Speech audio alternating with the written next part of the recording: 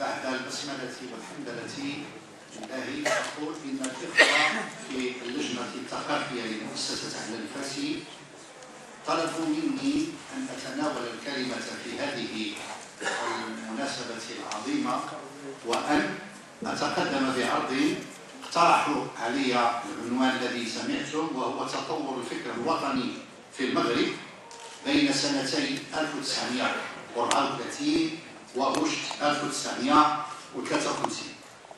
هي 20 سنة حاسمة في حياة المغرب المعاصر تسارعت فيها الأحداث لتنقل المغرب من حال الحماية والاستعمار إلى حال الاستقلال واستعادة الحرية السياسية المختصرة، و20 سنة فاعلة في عمر الحركة الوطنية المغربية وتطورها وانتقالها من طور الميلاد والنشأة والمحاولة إلى واقع الوجود السياسي الحديث أو الانتماء إلى أزمنة الحداثة.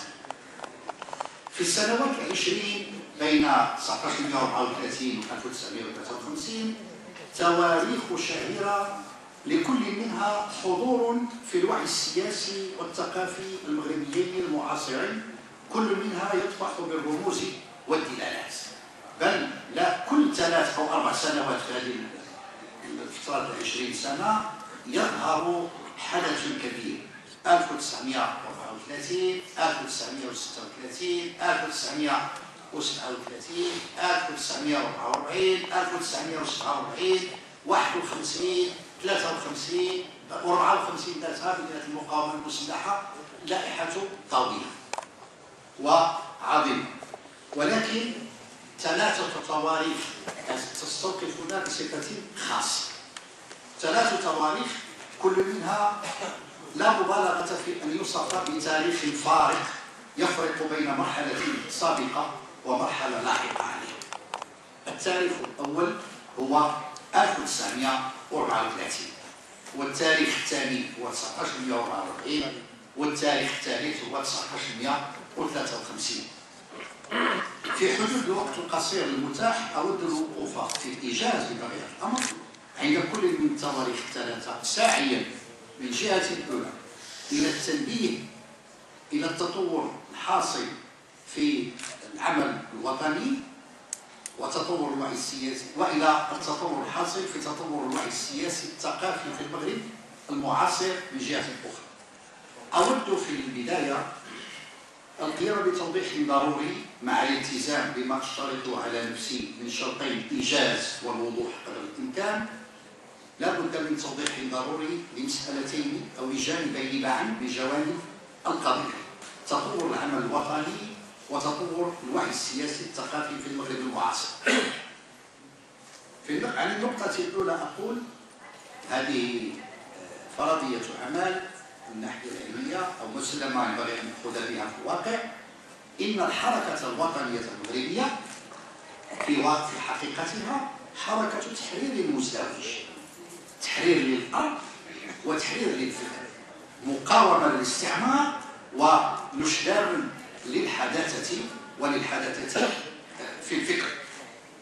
فهي تجد مكانها في سياق سيرورة العمل الوطني جنبا إلى جنب مع حركات الاستقلال أو الحركات الاستقلالية في العالم الثالث عامة وفي العالم العربي خاصة، وهي تجد مكانها بل ومكانتها في سياق تطور الفكر السياسي المعاصر، وبالتالي في تطور الثقافة المعاصرة، ما باعتبار أن الحركة الوطنية كما أقول وألح على ذلك لم تكن حركة تحرير سياسي فقط، ولكن كانت حركة تنشد التحديث وتنشد نقل المغرب من زمن العصور الوسطى إلى الأزمنة الحديثة. أقصد بتطور الوعي السياسي الثقافي في المغرب ميلاد الدولة الحديثة. والدولة الحديثة بالنسبة للمغرب هي دولة الملكية الدستورية، دولة عرفت نقلة تم بموجبها الانتقال من دولة السلطان أو دولة يوجد على رأسها السلطان أو مؤسسة السلطان إلى دولة يوجد على رأسها الملك الدستوري. بالتالي رئيس الدولة في المعنى الحديث للكلمة. هذان تنبيهان منهجيان لا بد منهما مقدمة أو توطئة للحديث. عام 1934 قبل 80 سنة، التاريخ بطبيعة الحال يقدم نفسه بنفسه، هو يشير إلى كناشة مطالب الشعب المغربي من جانب، ويشير إلى تكون كتلة العمل الوطني من جانب آخر. اعتاد المؤرخون، وفي مقدمة معلل الفاس رحمه الله كلمة له في الحركات الاستقلالية في المغرب العربي على القول إن 16 ماي، هذه الكلمة معلل الفاس، 16 ماي 1930 كما تعلمون هذا هو تاريخ صدور طاهر البربري، يعلم على ميلاد الحركة الوطنية المغربية. الواقع أن هذا ميلاد للحركة الوطنية المغربية باعتبارها حركة عفوية تلقائية، يمكن أن نقارنها مع الاحتياط الضروري بحركات 20 فبراير في المغرب، بحركات الربيع العربي أو ما يسمى بالربيع العربي، حركة عفوية تلقائية. لكن البداية الفعلية للحركة الوطنية المغربية ترجع إلى 1934. ما دلالتها؟ الدلالة المباشرة لها هو أن الحماية الفرنسية، أن الاستعمار الفرنسي كان يقول لشباب الحركة الوطنية، وفي عروض التحية استمعنا إلى كم كانوا شبابا دون 30 بكثير زعماء الحركة الوطنية في ذلك الوقت، يطالبون بأشياء معقولة وأشياء غير معقولة. فلو أنهم صاغوا هذه المطالب التي يزعمون أنها باسم الشعب المغربي وتقدموا بها، هذه هي الفكرة ديال صياغة دفتر كدفتر تحملات ككناشة مطالب نقابية. لماذا؟ لأن عقد الحماية ديال 30 مارس 1912 كان عقدا له خصوصيات، يحترم عقد الجزيرة الخضراء، يحترم عقودا أخرى، يحترم وجود الشرعية الملكية في المغرب، ويحترم وحدة المغرب، ويحترم جانب المؤسسة الدينية وتمثيليتها فيه. ومضمون العقد الموقع بين رينيو وبين مولاي حفيظ هو مطالبة بإدخال مجموعة من الإصلاحات. الحركة الوطنية في البداية ذهبت في هذا الطريق، تقول للاستعمار الفرنسي نحن نطالب بتطبيق الإصلاحات المعلن عنها. هذا الجانب البسيط للمسألة. الجانب الذي يعنيني وهو طبعا مرتبط بهذا الجانب هو كتلة العمل الوطني. لاحظوا هذه التسمية نفسها، بقى ما كاينش كلمة حزب، كتلة عمل وطني هو تنظيم للوعي السياسي. هذا كلام حديث، مفاهيم حديثة، لغة حديثة في المغرب وعند الإنسان المغربي. إذن هذا بداية ملامسة الحداثة السياسية، بداية ملامسة الوجود السياسي الحديث والدولة الحديثة. فإذا أهمية كتلة العمل الوطني هي أنه الوقفة الأولى على درب الحداثة والتحديث السياسي ونقل المغرب من حال إلى حال أخرى. قد يجب التنبيه إلى قضية يغفل عنها الكثير، وإن كان الانتباه لها الآن أصبح أفضل من السابق فيما ألاحظ من خلال الأعمال الجامعية، وهي أن المغرب لم يكن غارقا كلية في ضيجور حالك وفي ظلام من الجهل، وإنما كانت هنالك بعض النقاط، كانت هنالك بعض مراكز أو بعض مواقف.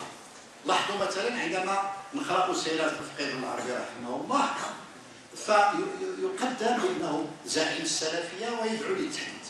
مرة أنا كنت أقول مازحا أمران اثنان: الفقيه العربي نشأ في تافيلات في المغرب ثم انتقل إلى القرويين، فلا يخلو الأمر من اعتبارين اثنين: إما أنه ولد وهو يحمل هذه الأفكار التنويرية والتحديثية فيه، أو أنه وجدها عملة رائجة في فاس في القرويين وفي الأندية التي تحيط بها.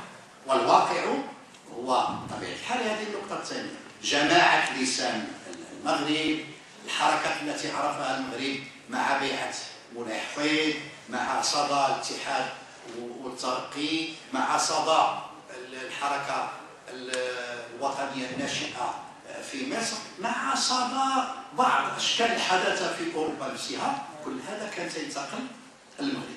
فهنالك فكر إصلاحي مغربي تفاعلت معه هذه الأجواء وردود الفعل، فكان نشر كتلة العمل الوطني. فهذه النقطة يستحق المرء أن يقف عندها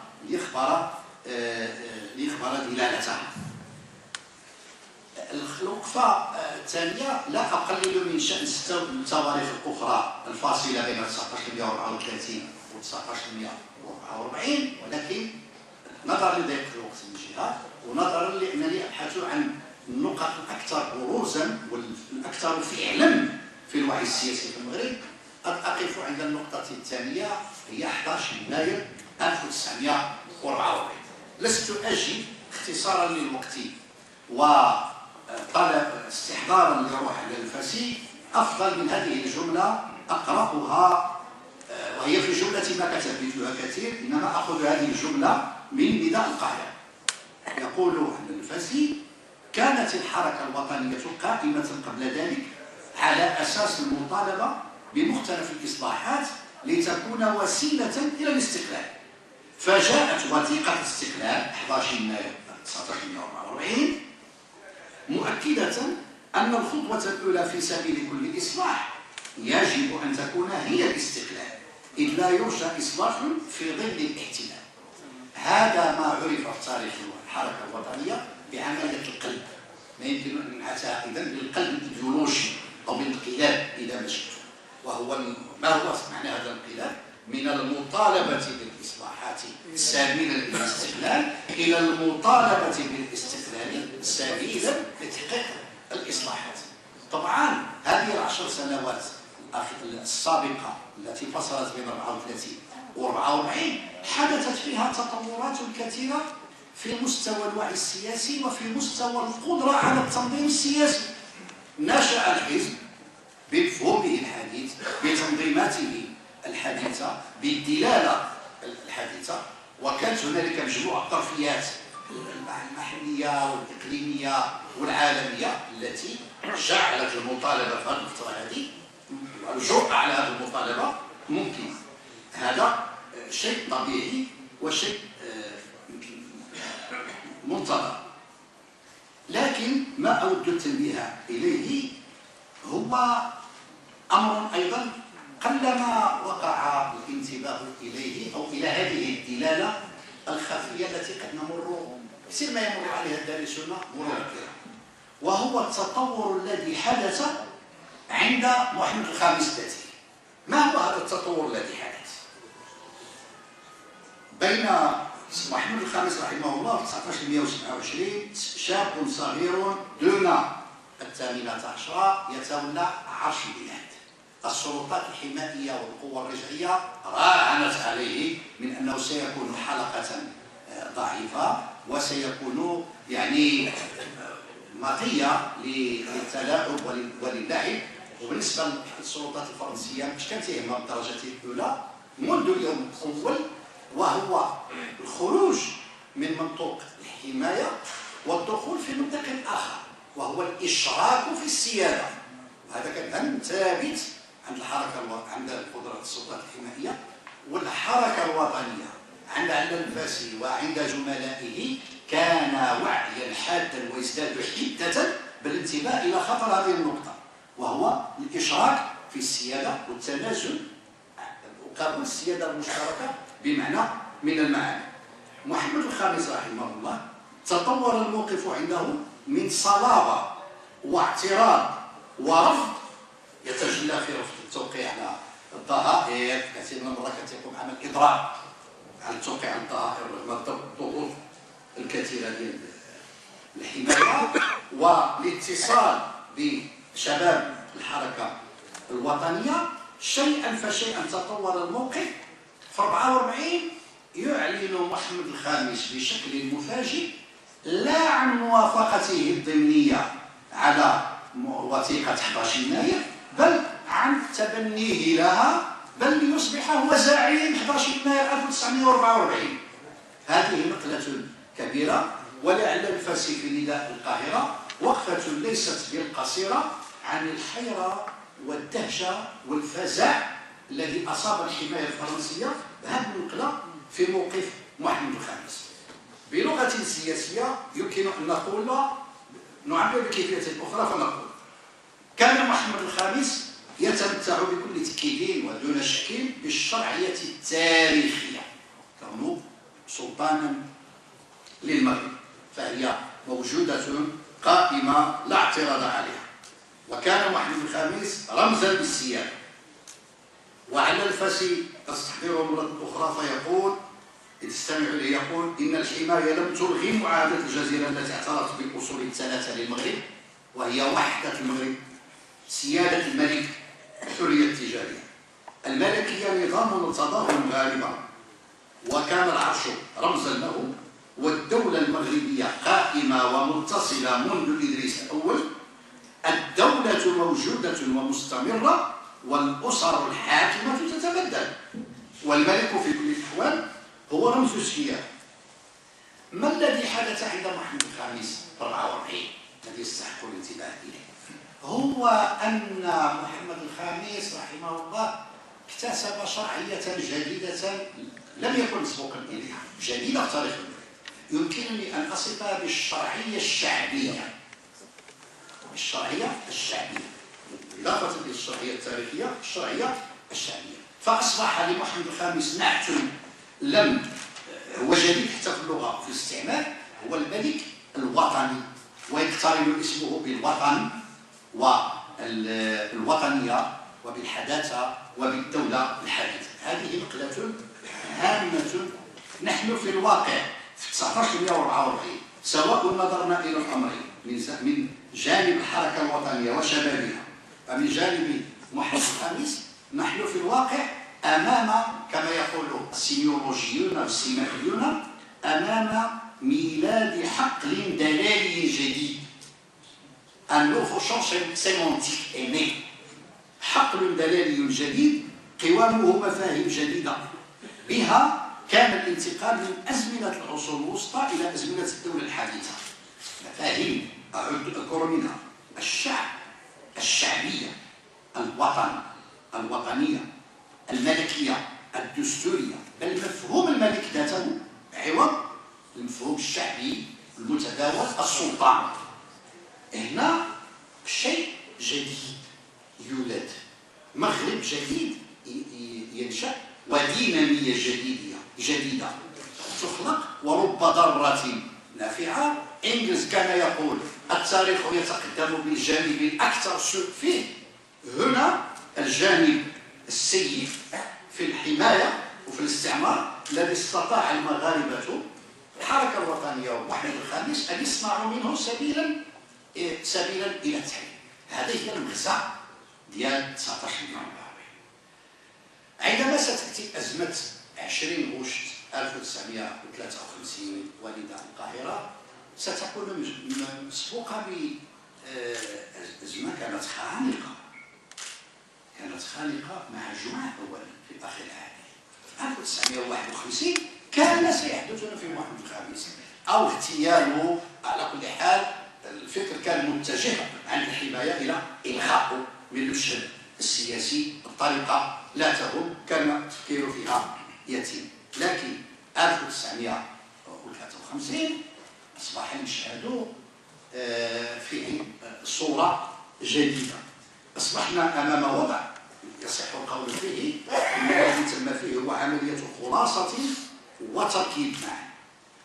مضت الحركة الوطنية المغربية في طريق طويل في التحرير المزدوج، تحرير الفكر، تحرير الخرافة، محاربة الطرقية، محاربة الشعوذة، محاربة العادات البائدة، محاربة كل القوى التي ساندت الاستعمار، والطرقية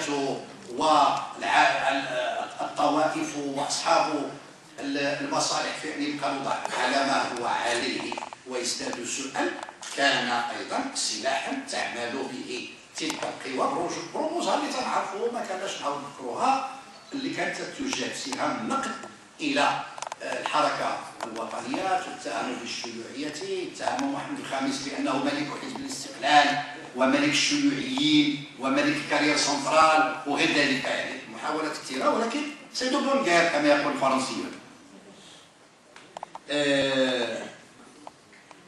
عندما سيرفض الملك التنازل ويرفض الرضوخ وتبلغ به هذه الصلابة، سيكون الذي يذهب إلى المنفى ليس السلطان المغربي، سيكون الذي سيذهب إلى المنفى سيختطف هو ملك المغرب الحديث، هو الملك الذي يحمل الدعوة إلى التحديث، الملك الذي خطب في طنجة 1949 والذي خطبت ابنته تحمل شعار ديال حرية المرأة، ملك يتحدث عن وحدة عربية، يتحدث عن دولة حديثة، يتحدث عما يشي بنظام ديمقراطي بنظام ملكية دستورية ما، إن لم يعني لا في معناها كل كان واضحا. إذا استطاع محمد الخامس وهذه القوة ديالو هذا الالتحام مع الحركة الوطنية المغربية أن يحدث قلبا استراتيجيا جديدا.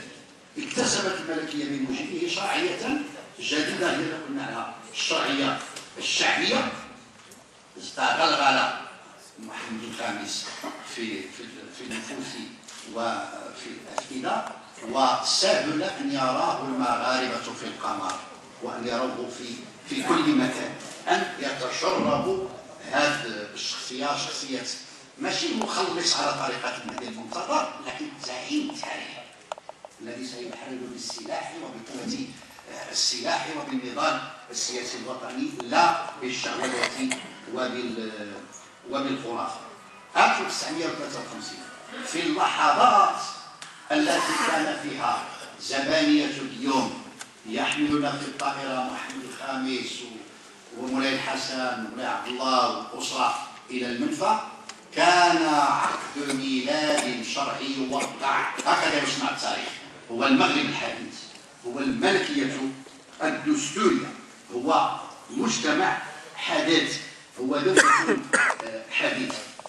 ما أختتم به القول هو أن كل من محمد الخامس رحمه الله في السنوات الخمس التي عقبت عودته من المنفى، العودة من الجهاد الأصغر إلى الجهاد الأكبر، الحسن الثاني في معاركه من أجل بناء دولة حديثة أساسا قد ذهب بهذا الطريق، مشى فيه خطوات، وأستطيع أن أقول إننا اليوم في الدستور المغربي الحالي في منطوقه أمام سقف نجد أنه قد ارتفع عاليا.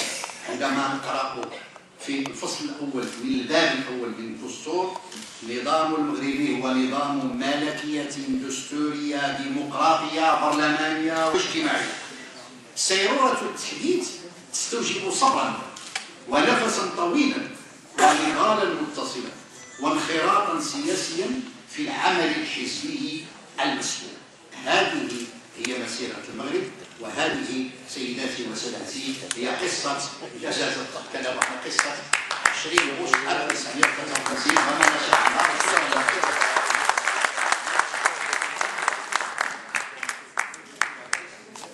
شكرا سعيد العلوي، شكرا لكم جزيلا.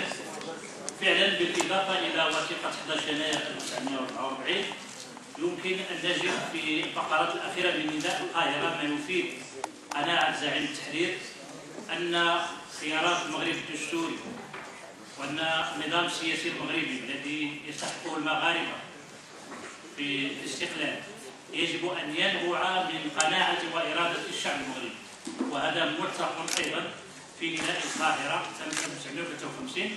السبب واضح لأن فرنسا كانت آنئذ تحاول فرض خيار آخر وهو نظام الانديبوندونس، الاستقلال في ظل الترابط أو الاعتماد المتبادل وفي الواقع نفي محمد الخامس كان خطأ سياسيا، يعني من الناحية الدبلوماسية والاستعمارية.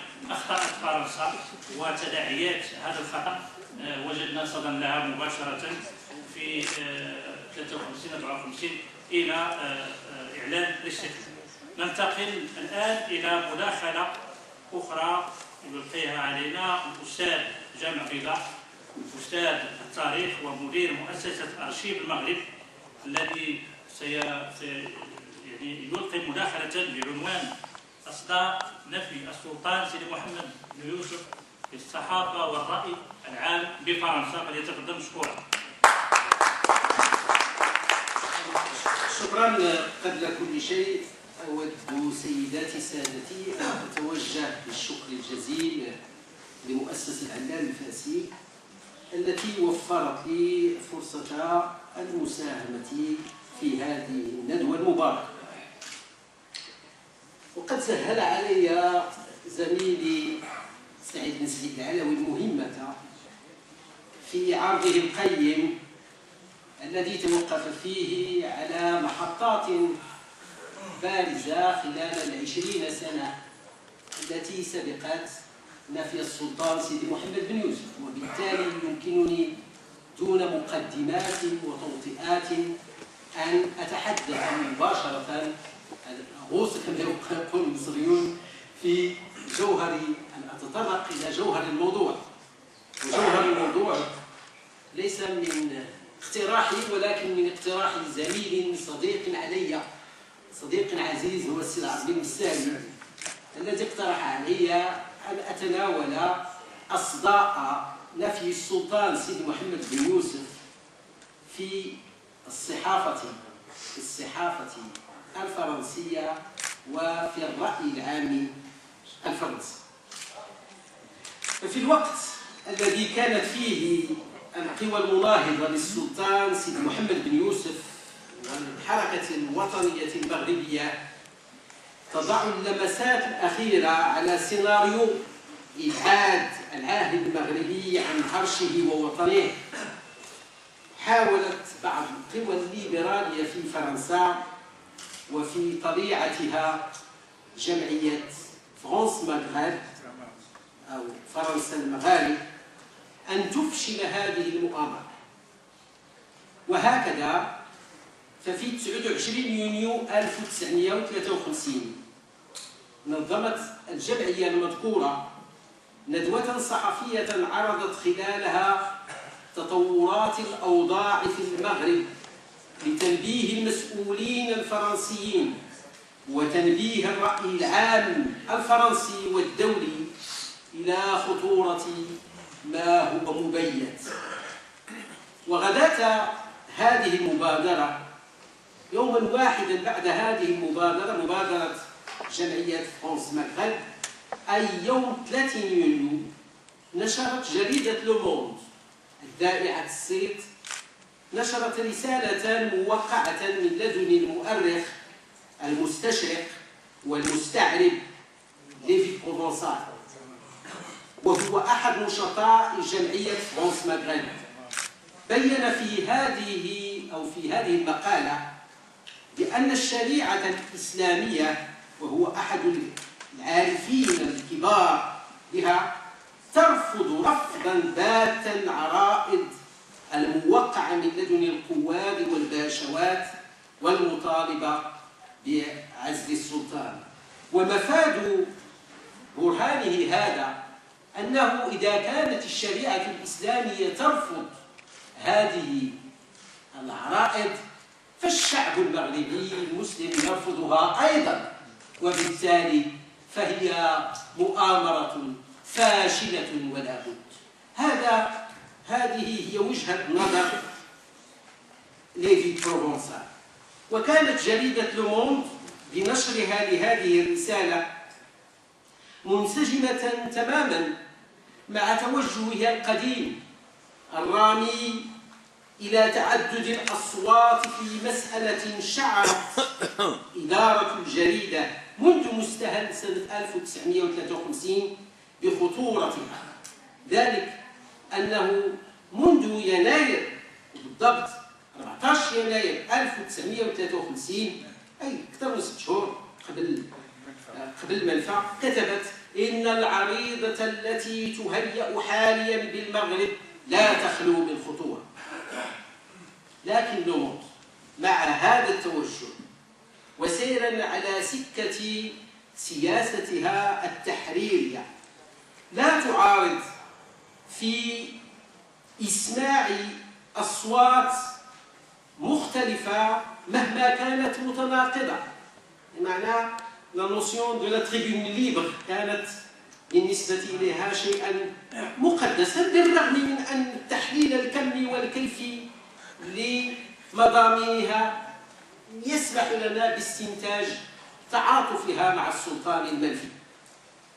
وهكذا وردا على ليفي بروفونسال أعطيت الكلمة لعبد الحي الكتاني في العدد الصادر يوم 15 يوليوز ليؤكد على شرعية ما ذهب إليه بعض الأعيان وبعض زعماء الزواج. ولكن في العدد ذاته هذا في العدد ذاته يمكن للقارئ أن يطلع مرة أخرى على مقال جديد لليفي بروفونسال في الموضوع نفسه. ولمؤازرة وجهة نظر الكتاني أبى المؤرخ الفرنسي مؤرخ آخر المستشرق أنري تيراس إلا أن يدلو بدلوه في السجال، فنشر في العدد الصادر في 8 شتنبر أي بعد أسبوعين من نفي السلطان مقالا يضفي فيه الشرعية على ما حدث.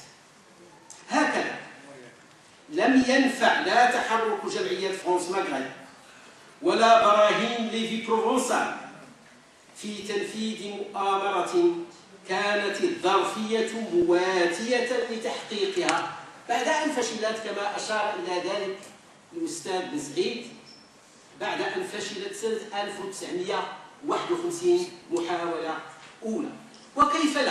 وكيف لا تتاح الظرفية لإنجاز أو لتحقيق ما فشل في 51؟ إن هنالك عدد من العناصر متضافرة لتحقيق ذلك. وكيف لا وجورج بيدو قد استعاد منصبه على رأس وزارة الخارجية الفرنسية منذ يناير 1953، وهو ذلك الرجل الذي سبق له أن أطلق يدي الجنرال جوان ضد السلطان سنة 1947 غداة خطاب طنجة. ثم لا ننسى أن ألفونس جوان الذي تمت ترقيته إلى رتبة مارشال وكلف بقيادة قوات الحلف الأطلسي في أوروبا الوسطى ما زال هو الفاعل في الكواليس، ما زال مترقبا عن كثب لكل التطورات في المغرب رغم انتهاء مأموريته كمقيم عام. فهو الذي ترأس تجمعا قبليا مناصرا للقلاوي في منطقة الإفران يوم 11 ماي 1953 وأبدى استعداده لتقديم كل التأييد لخلفه الجنرال غيوم الذي تم تكريمه بوسام فرنسي من الدرجة الرفيعة غران كروا دو لا ليجيون دونيور. لم تكن جريدة لوموند هي وحدها التي استشعرت خطورة الموقف في المغرب، فقد أولت لو فيغارو من جهتها عناية كبرى لتطور المسألة المغربية خاصة منذ أحداث كاريان سنترال في دجنبر 1952.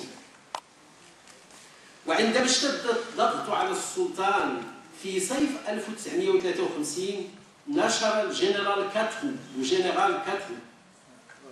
مقالا في الفيغارو بتاريخ 11 يونيو أكد فيه أن أي تأييد رسمي فرنسي لتطلعات المناهضين للسلطان سيشكل نكرانا للقيم المثلى التي تؤمن بها الجمهورية الفرنسية. وبينما كان هذا الخطاب التنبيهي، أقصد خطاب الجنرال كاترو أحد تلامذة ليوطي والعارفين جدا بالأرض المغربية شعبا وأرضا وتراثا، فهذا التنبيه قلت إذن فبينما كان هذا الخطاب التنبيهي يبحث عن طريقه إلى ضمائر شريحة من البرجوازية الليبرالية الفرنسية، أقصد قراء الفيغارو، حملت قصاصات الأنباء نبأ استقبال المارشال جوان يوم 25 يونيو 1953 كعضو جديد في الأكاديمية فرانسيز الأكاديمية الفرنسية. وفي ذلك اليوم تحت قبة الأكاديمية لاحظ الجميع كرسيا شاغرا لعضو أكاديمي مرموق وهو الكاتب والأديب فرانسوا موريال، كما لاحظوا حضور شخص نشاز في هذا المجمع الأكاديمي. ويتعلق الأمر بالحاج تهامي القلاوي ضيف أو المارشال جوان. وأثناء خطابه بالأكاديمية أثنى المارشال على حضور ضيفه الشخصي الباشا، كما وجه النقد اللاذع للحركة الوطنية وفي مقدمتها حزب الاستقلال.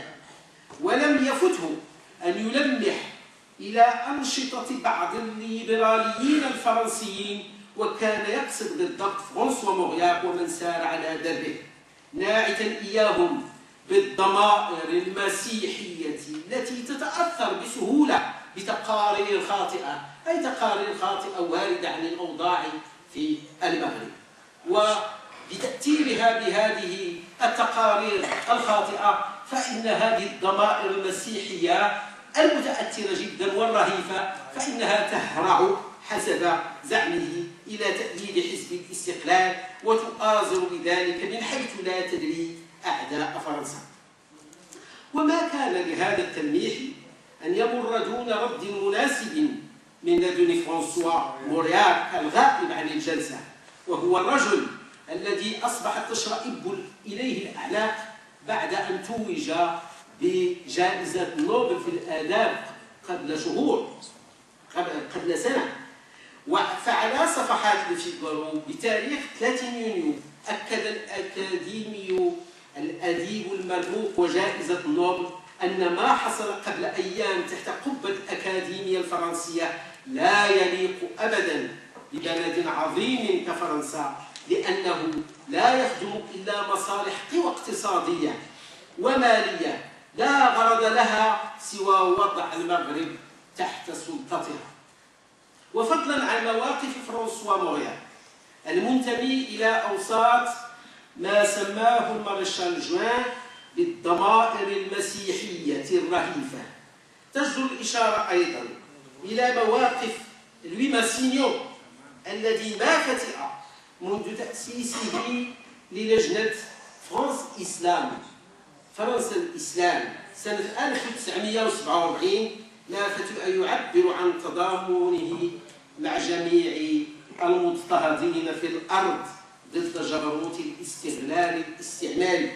وبعد نفي السلطان سيدي محمد بن يوسف أبت تلك اللجنة فرنسا الإسلام إلا أن تدين بشدة ما أقدمت عليه الإقامة العامة من عمل بغيض في أجواء عيد الأضحى المبارك، معبرة عن كون ذلك مرفوض رفضا باتا من وجهة نظر تعاليم المسيحية والإسلامية على السواء. لكن طيبوبة مثل هذه المشاعر عند ماسينيو كما عند فرانسوا موريال وغيرهما لم تكن تزحزح الأوساط واللوبيات الجبارة المحركة لكل الأحداث في المغرب، والتي أخذ تأثيرها يتجاوز حتى ما يخططه السياسيون في باريس. فهذا فانسون أوريول رئيس الجمهورية الفرنسية وهو أعلى سلطة في البلاد يعبر عن هذا الشعور في مذكرته يوم 16 غشت أي 4 أيام قبل المؤامرة. 16 غشت أي 4 أيام قبل المؤامرة يكتب في مذكراته ما يلي. ماذا أسرد كلامه؟ ماذا يحدث في المغرب؟ أية تعليمات أعطيت للجنرال غيوم؟ هل هي العمل على الحصول على توقيع السلطان على مشاريع الإصلاحات؟ هل هي حماية السلطان؟ هل هي تهدئة القلاوي؟ ربما نقطة استرسال. إننا في حالة جنون عارمة. يريد السلطان إلغاء نظام الحماية ويطلب منا حمايته، والإقامة العامة التي تريد الإبقاء على نظام الحماية تعتزم التضحية بالسلطان. هذا الشك والريب عند أعلى سلطة في الجمهورية الفرنسية، هذا أيضا نصيب قسم من الرأي العام الفرنسي، وهذا ليس بالرأي العام العادي.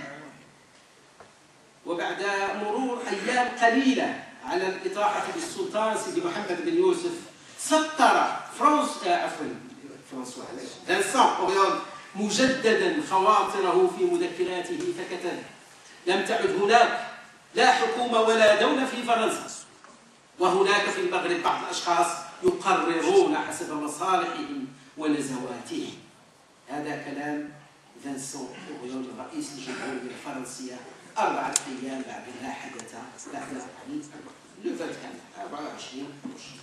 الحاصل أن رئيس الجمهورية الفرنسية كان أول الأمر غير ملم بطبيعة الأحداث في المغرب، ثم وضع أمام الأمر الواقع، فانتهى به الأمر إلى تزكية ما وقع.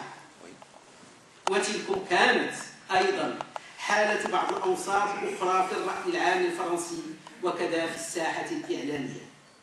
فبعد الأمر الواقع غادرت لو فيغارو شيئا فشيئا موقفها السابق المناوئ للإطاحة بالسلطان الشرعي للبلاد. لماذا؟ لأنها تأخذ بعين الاعتبار قراءها من البرجوازية المحافظة، مفضلة الدعوة للهدوء وإنجاز الإصلاحات دون إبداء أي حسرة على السلطان المنفي. وهذا الموقف الجديد هو الذي يفسر رفضها طلبا جديدا للجنرال كاترو بنشر مقال على صفحاتها تنديدا بنفي السلطان. وذات موقف فيغارو هو الذي جعل فرانسوا مونغياك يبحث عن منابر أخرى مثل تيموانياج كريتيان، مثل الإكسبريس، للتعبير عن مرارته تجاه ما حدث. فإنها فضلت التأكيد على كون السلطان المنفي قد تخلى عن وفائه لفرنسا، ومن ثم تستحق مصيره، وسيفسح غيابه المجال لتطبيق إصلاحات ديمقراطية تعتبر حسب وجهة نظر هذا المنبر الرد المناسب على المناوئين لفرنسا في الجامعة العربية وفي أوساط مناصريها. أما جريدة لورور فقد اختارت لهجة متطرفة جدا في تعاملها مع مجريات الأمور في المغرب. فحتى قبل حلول 20 غشت طالبت لورور جهارا، ولورور كانت عندها مع بوسا كانت عندها مصالح اقتصادية مهمة مع القلاوي في منطقة مراكش. طالبت لورور جهارا برحيل ابن يوسف الذي كانت تنعته بسلطان حزب الاستقلال، نظرا للتنسيق الوثيق الذي استطاع هذا الحزب أن ينسجه مع السلطان منذ زمن غير يسير. وبعد أن تحقق لها لورور ما أرادت، هللت الجريدة ببزوغ فجر جديد وصفحة جديدة بالنسبة للمغرب وللعلاقات المغربية الفرنسية. وحسب ذات الجريدة فإن الشعب المغربي بكامله يبارك الحل الذي توصل إليه الجنرال غيوم، مؤكدة على الهدوء التام الذي يخيم على البلاد. ولم تكن تلك الجريدة تدرك ما كان المجتمع المغربي يضمره من احتقان، ولا كانت تدرك كيف تفك لغز ظاهرة رؤية صورة السلطان على سطح القمر، وهو الخبر الذي أوردته هي هذه الجريدة بأسلوب لا يخلو من الاستهزاء في عددها الصادر يوم 24 غشت 1953، يعني 4 أيام بعد نفي. كتبت هذه الجريدة ولكنها لم تستنتج العبرة مما كتبت سيدنا في القمر، سيدنا دون لا لون. بالمدينة القديمة بالدار البيضاء انتشرت شائعات تزعم أن سيدنا وهي تشرح ويتعلق الأمر هنا بلقب خاص يطلق على السلطان المعزول بن يوسف قد شوهد على سطح القمر، ومن باب المزايدة خارجة عن إطار المراقبة بطبيعة الحال، أكد بعض المغاربة أنهم عاينوا السلطان بالفعل وهو يحط على سطح القمر. ومساء الأمس أخذت جموع الأهالي تتطلع إلى رؤية القمر، والأدهى من هذا أن جلهم شاهدوا السلطان المذكور. السمساري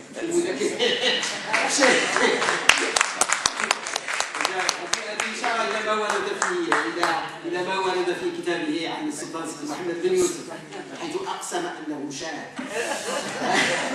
قلت إذن ومساء الأمس تقول الجريدة ومساء الأمس أخذت جموع الأهالي تتطلع إلى رؤية القمر، والأدهى من هذا أن جلهم شاهدوا السلطان المذكور أو هكذا تهيأ لهم، فمنهم من رآه متربعا على العرش، ومنهم من رآه ممتطيا صهوة جواده، وهناك من رآه محفوفا بأبنائه، مما جعل الحشود الحاشدة تتكون، فاضطر رجال الأمن دار البيضاء إلى التدخل لتفريق الجموع. انتهى الاقتباس. إن لغز مشاهدة السلطان في القمر، والذي لم تستطع كثير من وسائل الإعلام آنئذ فك أسراره، كان يفيد في واقع الأمر انفجار الأسطورة، l'explosion du mythe, pour reprendre l'expression utilisée par Jean Lacouture حسب تعبير Jean Lacouture، l'explosion du mythe. ذلك أنه كان يبشر بحضور قوي للغائب المنفي، حضور قوي للغائب المنفي، حضور قوي في ضمائر عامة الناس وفي الوعي الجماعي، وانتقاله إلى درجة الرمز السيمبول الذي لا سبيل لحضره بالقمع وبتفريق المظاهرات. فيما يخص حالة الهدوء التي أشارت إليها كل من لوغوب وفرانسوا، لم تكن الجريدة الشيوعية لومانيتي تشاطر رأيهما فيه تماما، فقد بادرت الصحيفة اليسارية إلى إيفاد مبعوث لها إلى المغرب وهو غوبر لومبوت لتقصي الحقائق، فبقي في المغرب أسبوعين اثنين، ورجع بتحقيق مستفيض 2 semaines ou une quinzaine de jours, 2 semaines au Maroc، ورجع بتحقيق مستفيض يكذب زعم بعض وسائل الإعلام. بل الأدهى من ذلك أن الصحفي الشيوعي رسم صورة قاتمة عن الأوضاع في المغرب، هذا البلد الذي تتحكم فيه حسب تعبيره زمرة من الاستعماريين الفرنسيين الذين يحتكرون معظم خيراته ويدافعون حسب دائما هذا الصحفي عن المصالح الاستراتيجية للولايات المتحدة الأمريكية. وطبعا مثل هذا الخطاب يجب أن نضعه في ظرفية الحرب الباردة آنئذ بين الشرق والغرب. تاركين السواد الأعظم من الشعب يذوق مرارة الفقر والجهل. ومن جهة أخرى اتهمت الجريدة الشيوعية لومانيتي الحكومة الفرنسية بنقد روح ونص عقد فاس سنة 1912 الذي فرضته فرنسا على البلاد والعباد. والقادم من الأيام والشهور بين بجلاء أن التوتر يستفحل في المغرب يوما بعد يوم، حيث تكاثر العنف الذي لم يفلت من شظاياه لا محمد بن عرفة الذي نصبته الإقامة العامة على العرش خلفا لمحمد بن يوسف، ولا باشا مراكش الحاج الثاني القلاوي. ففي 23 يناير 54 عقد المقيم العام الجنرال غيوم ندوة صحفية اضطر فيها إلى الاعتراف بتنامي العنف. لذلك الهدوء المتحدث عنه هو فقط من خيال. اعترف وقال 115 في ظرف 5 شهور 115 عملية فدائية، 99 عملية إحراق للممتلكات، 48 عملية بمواد ناسفة، 65 عملية خريبية. أما الحصيلة في الخسائر البشرية في 5 أشهر فهي 58 قتيل و121 جريح.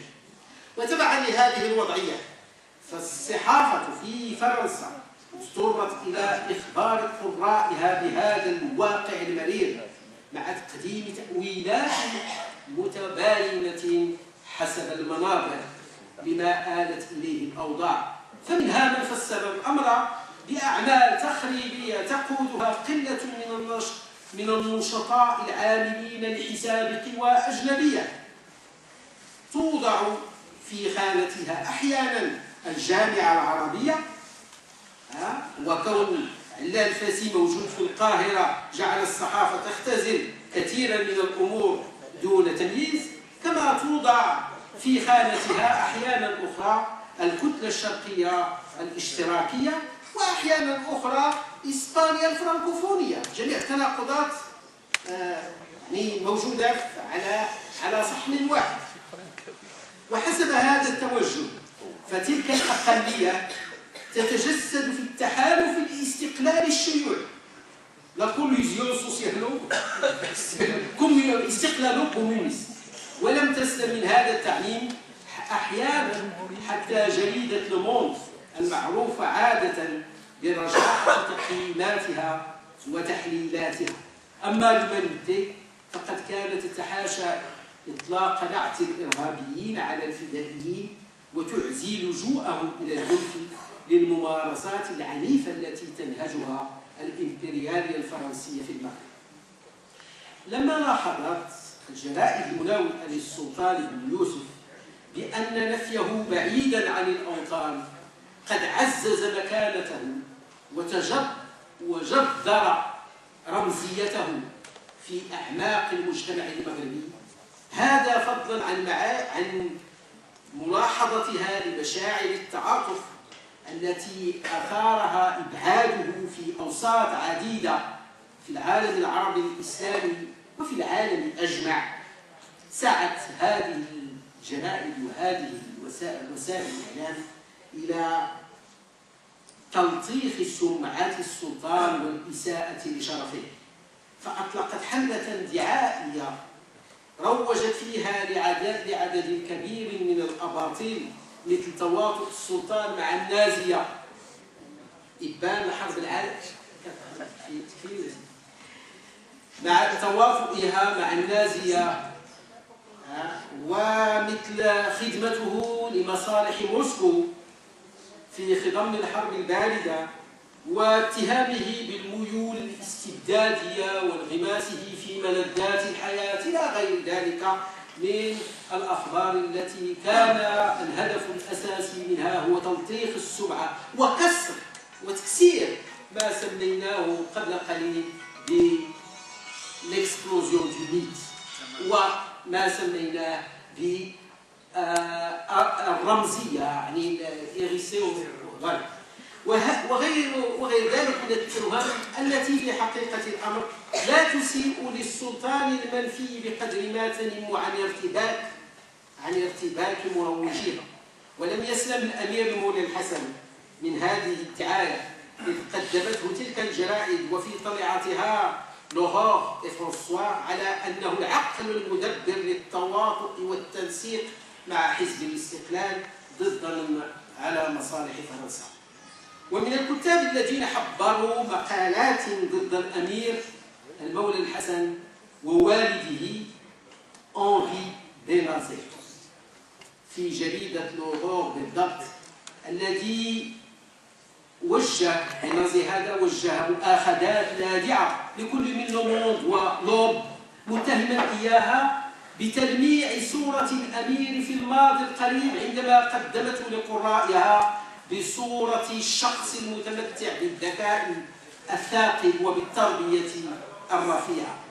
وتجدر الإشارة هنا لمن لا يعرف أنري بنازي هذا أن الكاتب هذا أنري بنازي سبق له أن اشتغل في المغرب خلال الثلاثينيات مديرا للداخلية، أي ما يقابل وزير الداخلية، وأعد آنئذ في الثلاثينيات، وقد سبق لي أن نشرت بعض تلك التقارير، أعد تقارير ضد السلطان سيدي محمد بن يوسف، منبها الإقامة العامة إلى انسجامه مع تطلعات الحركة الوطنية الناشئة وبحثه عن دور الزعامة.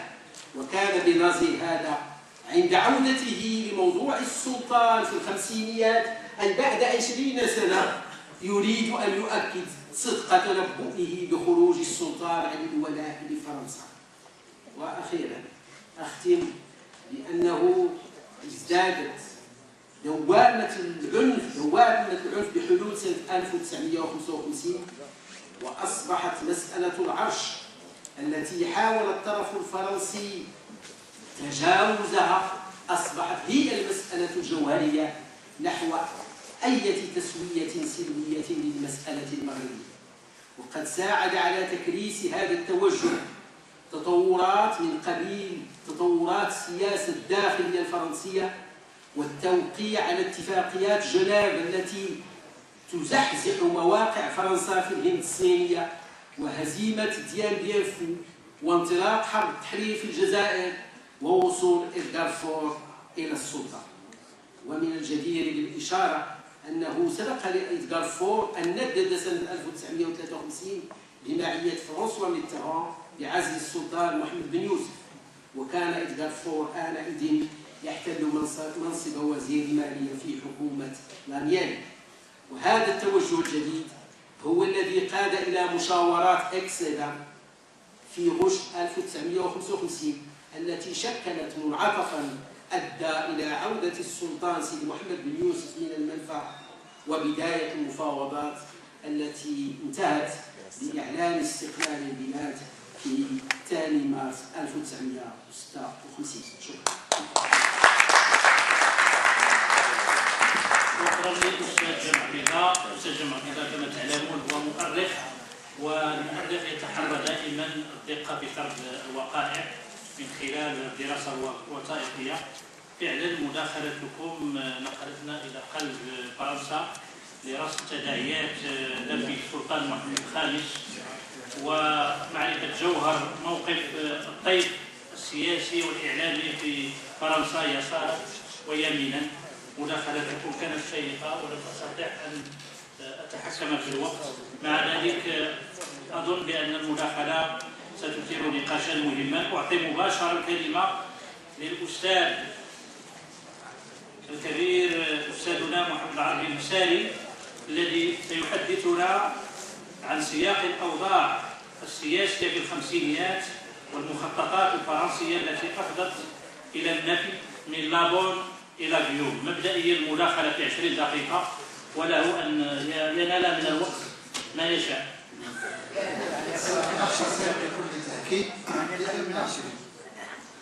ليست لي طاقة على أن أبصر كل هذا المكتوب أمامي. كتبته منذ حوالي 20 يوما، وأنا لا أقرأ حرفا منذ 15 يوما. ولكن لا بد من أن أخبركم بأن هذا النص يتألف من شطرين.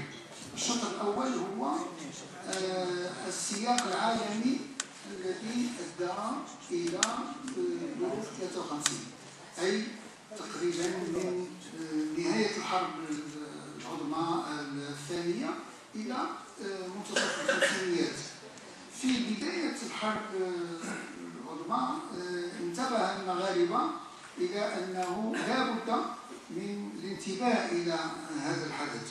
ولنا فيما كتبه الأستاذ محمد داود وهو من وطني الشمال في جريدة التاريخ بتاريخ 14 يونيو 1940 مقالا دعا فيه إلى وضع المسألة المغربية في أفق استراتيجي، قائلا إن العالم سيدخل في عهد جديد عند نهاية المعارك الجارية الآن، وعلى المغرب أن يتدبر أمره.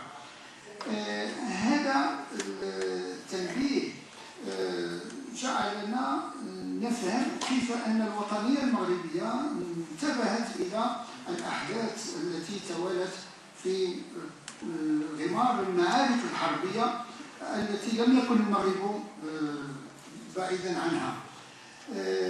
وأدت تطورات تلك المعارك إلى أن يشهد المغرب حادثا يقربه كثيرا من غمار الحرب العظمى الثانية، وأقصد مؤتمر أنفا.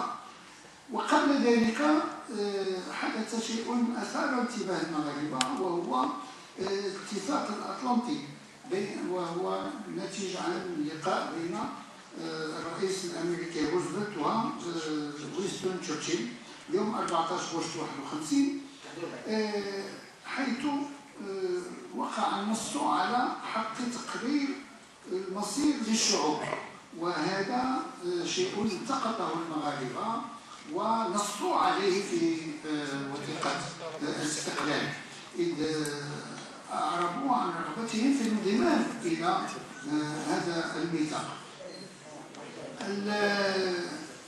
لابد أن نلاحظ أن هذا المبدأ الفضفاض أعلن بكرم ونبل في غمار الحرب، ولكن سرعان ما أدخل عليه التعديل، إذ أن الرئيس روزفلت نفسه قال مستدركا إن تقرير المصير يجب أن يمنح للشعوب القادرة على ممارسته.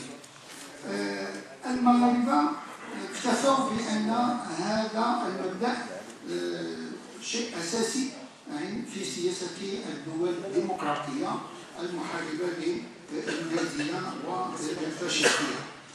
لكن الشيء الذي أهم المغاربة كثيرا هو بروز الولايات المتحدة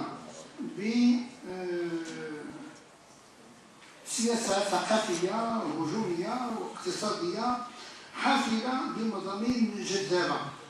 وحينما دخلت الحرب استبشر الوطنيون بأن هذا الدخول سيعد فتحا لتاريخ الإنسانية، لأن الولايات المتحدة لم يسبق لها أن استعمرت أحدا، ولكن أثناء ممارسة هاري ترومان لخلف روزفلت وكان النائب الرئيسي معه، أثناء رئاسة ترومان وجد أنه لابد من إدخال التعديل على هذا، فهو أول من استعمل السلاح النووي.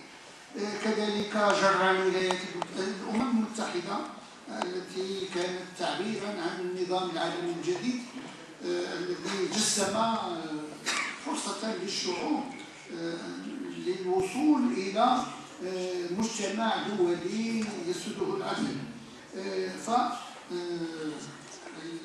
المتحدة انحازت إلى الدول الاستعمارية، فرنسا على الخصوص وبريطانيا، وهكذا الشعوب المستعمرة رأت أنه لا بد من أن تتسلح بإرادتها هي لكي تتحرر وتطبق تقرير المصير. واجتمعت هذه الدول في الأمم المتحدة على أرضية فضفاضة تضم مشاعر وتطلعات الشعوب من طنجة إلى جاكرتا. وهنا كان مؤتمر بندونغ الذي كان تعبيرا عن اللحظة التي وصل إليها تاريخ الإنسانية، إذ أن شعوبا كانت مقهورة وضحية التلاعبات الاستعمارية مثل الهند، مصر، يوغوسلافيا إلى آخره، اتفقت في النهاية على أن تجاهر بأن حجر الأساس فيما بعد يجب أن يكون هو تحرير الشعوب المستعمرة. وهنا نجد حركة التحرير في شمال أفريقيا ممثلة في بندونغ على الفاسي عن المغرب، حسين عيد أحمد عن الجزائر. وظلت شعوب الجنوب ظهر هذا الشعار، ظلت شعوب الجنوب منطوية على خيبة نظرا لما رأته من تكالب على القضية الفلسطينية التي كانت محل تلاعب كبير في الأمم المتحدة بتبادل الأصوات وشراء الأصوات إلى آخره. لكن في غمرة ذلك حدث أن الدول العربية الأعضاء في الأمم المتحدة كان عددها 7 تبنت قضية المغرب وقضية تونس والجزائر فيما بعد. وفي سنة 51 حينما تقدم المغاربة بشكوى عن طريق مصر والعراق بشكوى ضد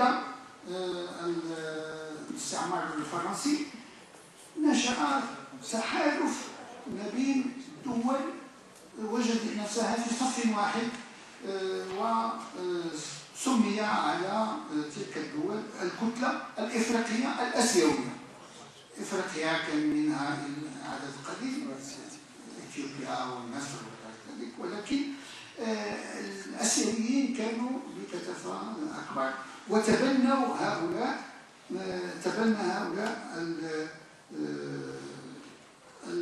القضية الأساسية التي تجندوا لها، وهي تحرير الشعوب من الاستعمار. هذه إطلالة سريعة على السياق العالمي من الحرب الباردة إلى حتى منتصف الخمسينيات.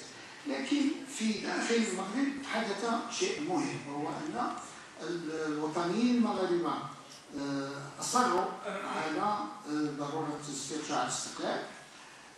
حدث شيء مهم أشرت له من قبل، وهو اللقاء الذي حدث في أنفا، وهذا أتاح لمحمد الخامس أن يعيش مشهدا غريبا.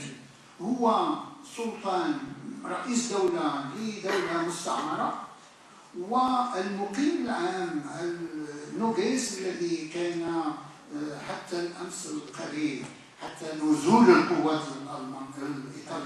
الأمريكية في الساحل المغربي، كان هو الأمير الناهي في المغرب.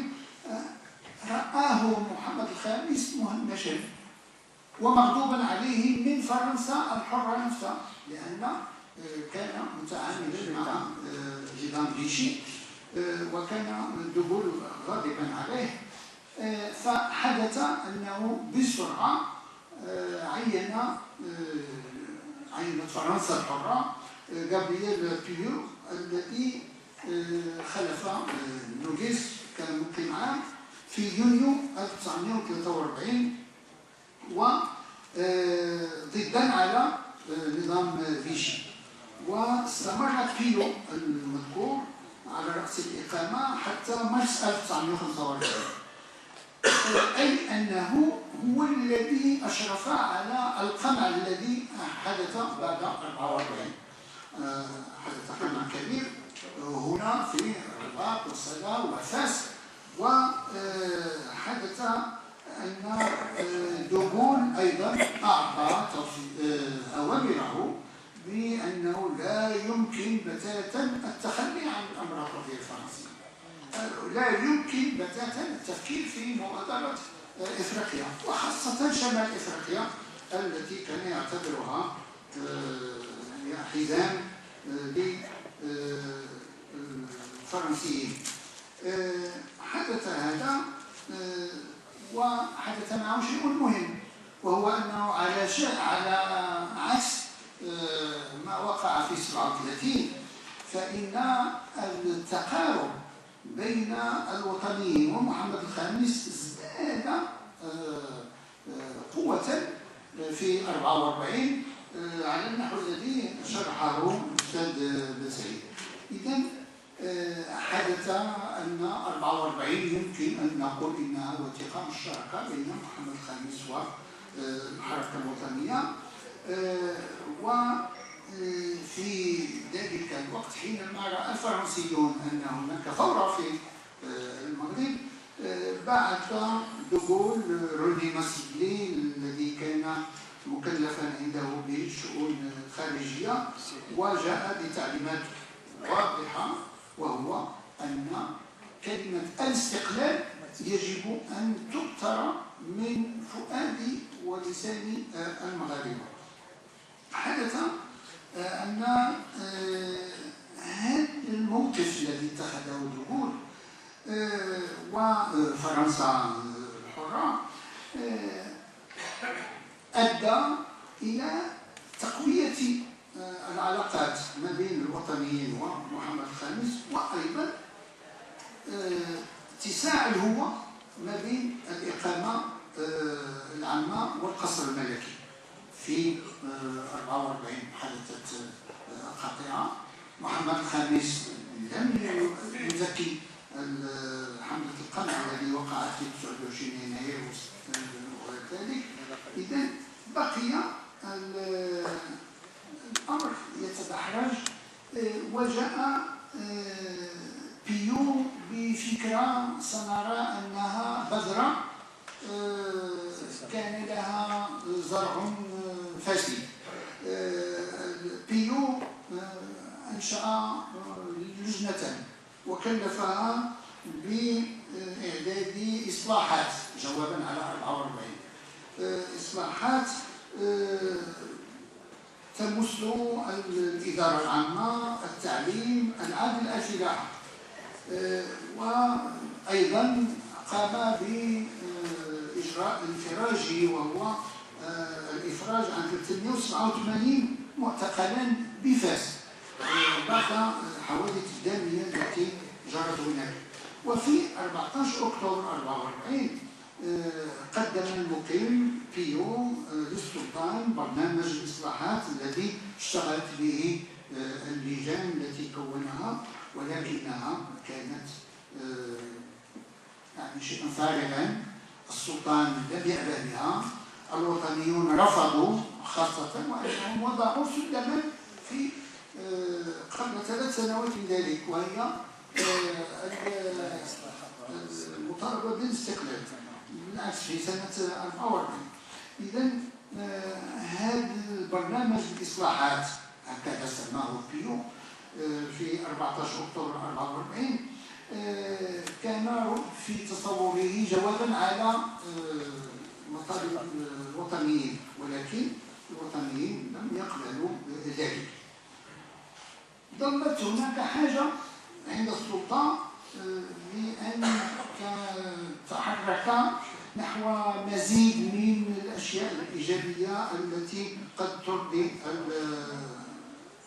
الوطنيين، لكن حدث تمرين سنراه يكبر مع الزمن ويصبح موقفا شاملا. هذا التمرين هو امتناع السلطان عن الضرائب التي أعطيت له لكي يطبق تلك الإصلاحات، واعتمد حجة نرى أنها بدأت خفية ولكن ستزداد وضوحا فيما بعد، أن تلك الإصلاحات المزعومة هي مخالفة لمعاهدة الحماية، فضلا عن تخلفها عن السقف الموضوع في 44. إذن في هذه الأثناء وقع تفكير في باريس، وهنا سننتقل إلى ماذا حدث في باريس. باريس هي الجمهورية الرابعة، إنشاء الجمهورية الرابعة من مبتكرات الجمهورية الرابعة الاتحاد الفرنسي. وقررت الحكومة الفرنسية تعيين مقيم عام دبلوماسي ليبرالي له خبرة بالمغرب، حيث قضى 15 سنة هنا، وعينوا إيريك لابون من مارس 46 إلى مايو 47، فترة قصيرة كما نرى.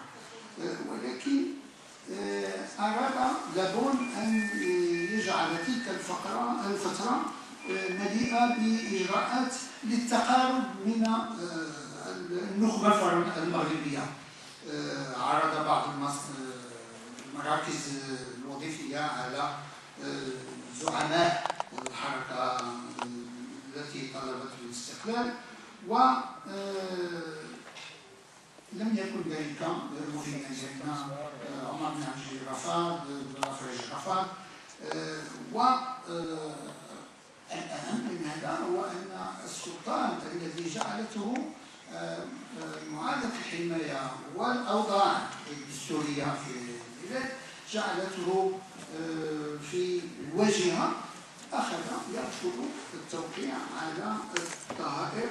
وهنا ظهر فيما بعد ما تحدث عنه الأستاذ سعيد من إضراب الطابع. في ذلك الوقت حدث شيء مهم في فرنسا جوابا على ما حدث في المغرب وعلى الانفتاح الذي حققه المغرب من خلال رحلة طنجة والخطاب الشهير بالانتماء إلى الجامعة العربية. وإعلان الانتماء إلى الجامعة العربية كان جوابا على المشروع الفضفاض الغامض الذي أعلنه الفرنسيون وهو الاتحاد الفرنسي. محمد الخامس قال في طنجة: نحن لنا انتماؤنا، والاتحاد الفرنسي يراد له أن يكون تكتلا عائليا الأم فيه هي فرنسا، والمغاربة يقول لنا أم أخرى وأب آخر. فجاء جوان في 14 مايو 47 وظل في الإقامة حتى غشت 28 غشت 51. في هذا الوقت جاء جوان بشيء واحد، وهو ما عجز عنه بيو وما تردد بشأنه لابون، هو جاء يفرضه بالقوة، وله تجربة في تونس، ولهذا جاء بخطة هجومية يفرض بها ما سمي بالإصلاحات من أجل الوصول إلى فكرة الاتحاد الفرنسي. وهنا رأينا أن المعركة بدأت في جبهة فكرة الاتحاد الفرنسي، وفي جبهة أخرى الجامعة العربية أو الرابطة العربية. وهذا ليس إلا مبررا، ولكن الهدف الأساسي هو تحقيق الاستقلال على أنقاض معاهدة الحماية. في تلك الضحائر التي كان يرفضها محمد الخامس كان شيء حرف علة أساسي، وهو أن الفرنسيون المستوطنون في المغرب يرادوا أن يعطوا حق التصويت على قوانين وإقامة مجلس للوزراء والمديرين الفرنسيين، كأن الفرنسيين أعضاء في مجلس وزاري للمغرب. وهذه أشياء مهمة عارضها المغاربة بكل قوة، ببساطة لأن القدرة الانتخابية التصويتية عند الناخب الموجود في المغرب من الفرنسيين تضاعف 30 مرة القدرة التصويتية للمغاربة، وهذا مخالف لمعاهدة الحماية. وتركز كفاح المغاربة في ذلك الوقت أحزابا وملكا ضد معاهدة الحماية، والتركيز بقوة على تسريع الخطى نحو الاستقلال.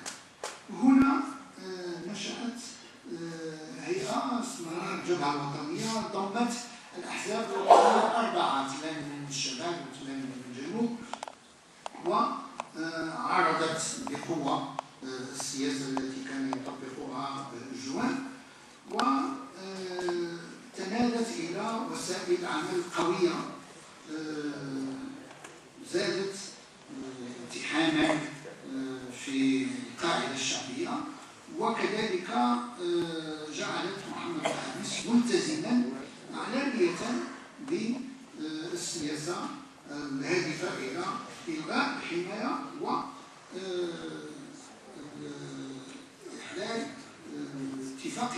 إبرام اتفاقية جديدة مع الفرنسيين. في فرنسا نفسها كان الجو مضطرب، لأن الجمهورية الرابعة كانت جمهورية مهدئة متحيرة إزاء الوضع في المستعمرات الآسيوية شمال أفريقيا، وكانت علامات الاضطراب تتجلى في أنه من 47 إلى 51 يعني في 4 سنوات عرفت فرنسا 7 حكومات، وتناوب على وزارة الخارجية جورج بيدو وروبير شومان. جورج بيدو رجل متصلب، اعتبر أن المعركة مع محمد الخامس هي معركة بين الصليب والهلال، وروبير شومان رجل مسيحي ديمقراطي له توجه منفتح، وهما توجهان متناقضان ولكنهما تناوبا على وزارة الخارجية في ال4 سنوات التي ذكرت. يبدو التشدد حينما يأتي بيدو، وتبدو الحيرة حينما يأتي روبير شومان، ولكن أيضا شومان كان عاجزا. كانت الإقامة العامة وهي الآن أصبحت في الذي فونكيون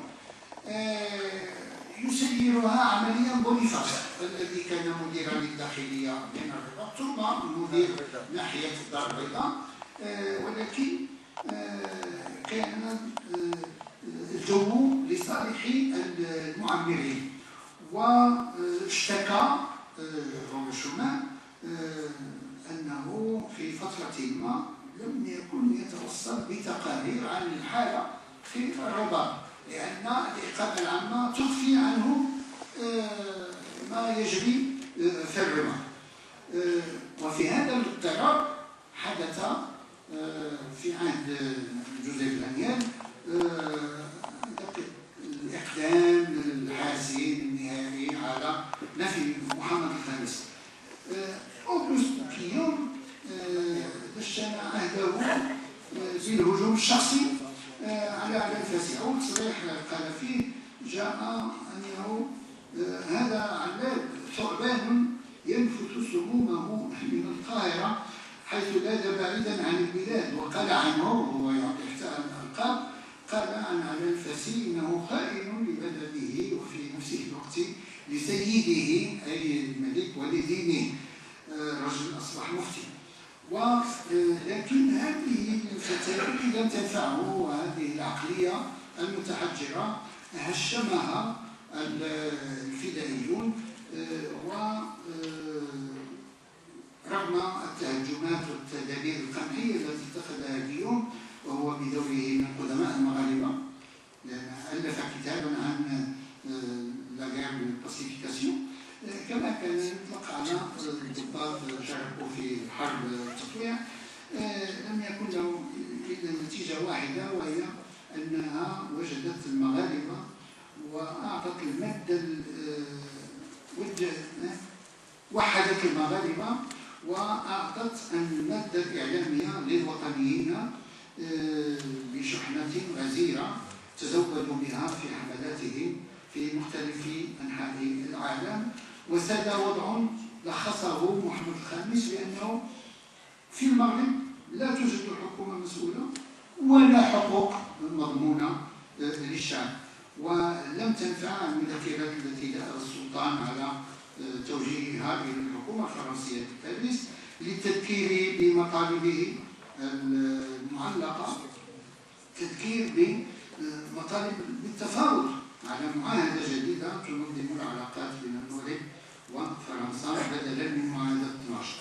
وفي تلك الأجواء نضجت الظروف في اتجاه الاقتناع بأنه لم يعد هناك من إمكانية للحوار بين المغاربة وفرنسا رغم الجهود التي انتظرها المغاربة انتظر نتائجها المغاربة من خلال المذكرات التي كان يبعثها محمد الخامس. في كل مرة كانوا يقولون ننتظر الجواب الذي سيأتي من باريس، ولكن باريس أعلنت عجزها وفوضت المقيم العام في الرباط بالتفاوض مع محمد الخامس.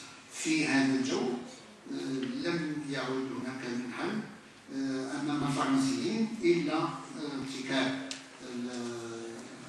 يعني الحماقة التي ساروا فيها، وعزل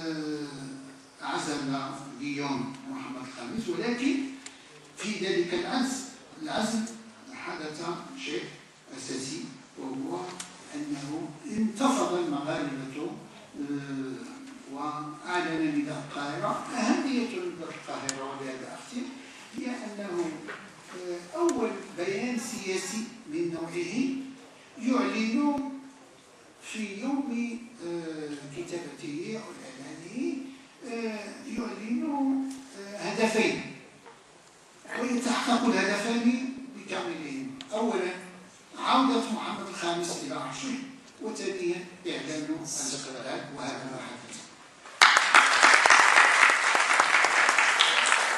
شكرا أستاذ محمد العربي الإسلامي، شكرا على مداخلتكم القيمة. ساعة ونصف من المداخلات القيمة. أكيد بأن المادة المطروحة من طرف الأساتذة تثير شهية النقاش، لكن نحن لا نريد أن نشق على السيدات والسادة الحضور الذين نشكرهم على سعة صبرهم وحسن استماعهم. إذا كانت هناك رغبة أكيدة، وأقول رغبة أكيدة في النقاش، إذا لم تكن فيمكن أن نرفع الجلسة. ربما المؤسسة تضرب لكم دائما موعدا للنقاش، والخيار يبقى لكم. أنا الوقت